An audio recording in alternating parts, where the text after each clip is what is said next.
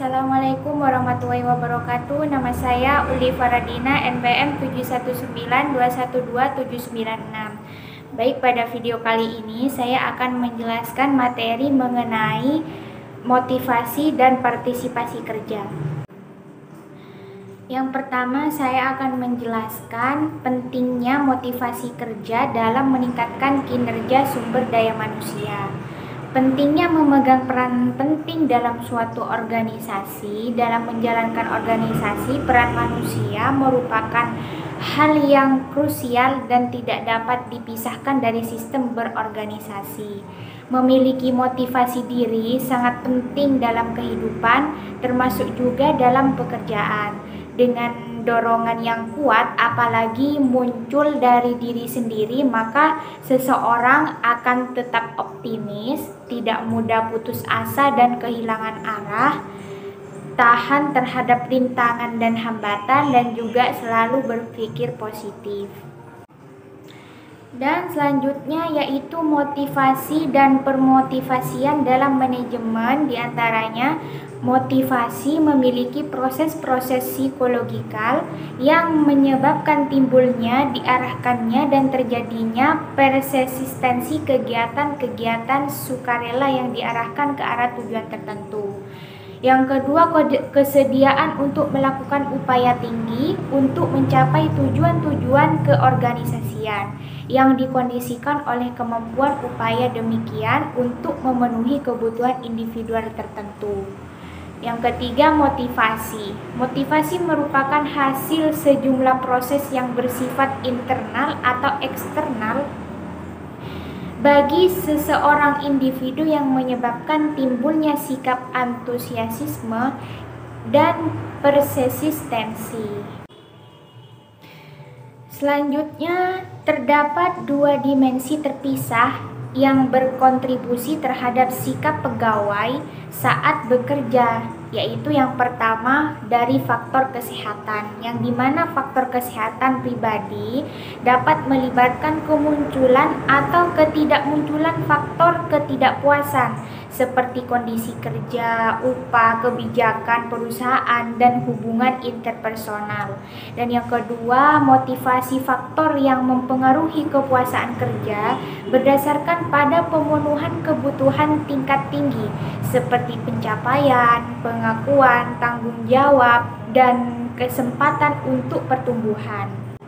Dan untuk selanjutnya ada juga cara untuk meningkatkan motivasi kerja ialah sebagai berikut, yaitu yang pertama memotivasi lewat sentuhan kecil, dan yang kedua mengobarkan semangat bawahan dengan cara membuat mereka merasa penting, dan yang ketiga memberikan kritik yang konstruktif untuk bawahan, dan yang terakhir menggunakan taktik untuk mengatasi bawahan yang tidak layak. Selanjutnya yaitu tujuan motivasi.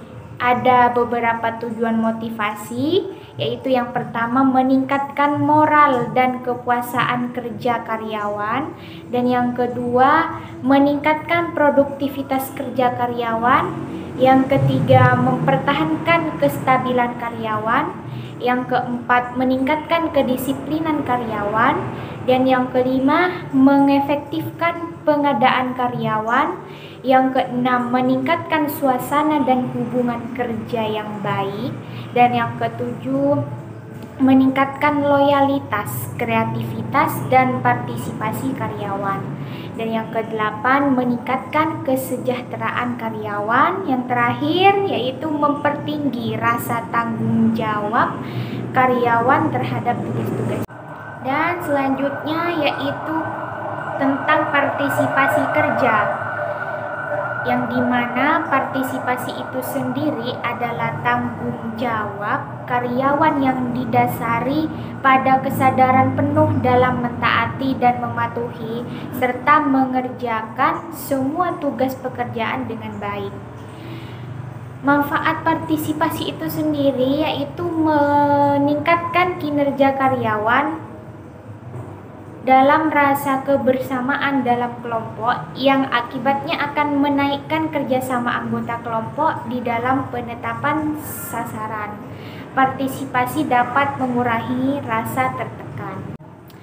Ada juga menurut Kokon Subrata Widi Astuti tahun 2018, bentuk partisipasi terdiri dari beberapa hal, yaitu yang pertama turut serta memberikan sumbangan finansial, dan yang kedua turut serta memberikan sumbangan kekuatan fisik, yang ketiga turut serta memberikan sumbangan material, dan yang keempat turut serta memberikan sumbangan moral seperti dukungan, saran, anjuran, nasihat, petuah, amanat, dan lain sebagainya.